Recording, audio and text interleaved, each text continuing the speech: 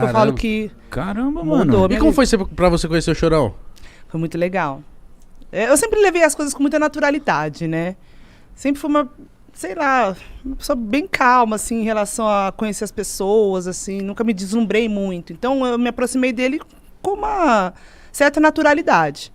Mas foi legal porque não foi só a participação, sabe? O Chorão teve todo um cuidado de me aconselhar no início da carreira. Ele me ligava para falar, para me convidar para as coisas. Olha, Negreli, a Xuxa ouviu sua voz. Quer que você quer que você participe? Eu falei, não vou participar do programa da Xuxa. Eu sou do rap, Sou da Chorão. quebrada, caralho. Aí ele li, pelo amor de Deus, não fica pensando assim. As pessoas precisam te ouvir. Você é mais do que isso. Não é só rap, você é a diva do Brasil, não sei o quê. E eu, não, Chorão, não sei o quê. E aí, hoje em dia, eu penso totalmente diferente, mas foi muito gostoso ouvir o conselho dele. Eu entendi o que ele quis dizer. Apesar, a gente não precisa...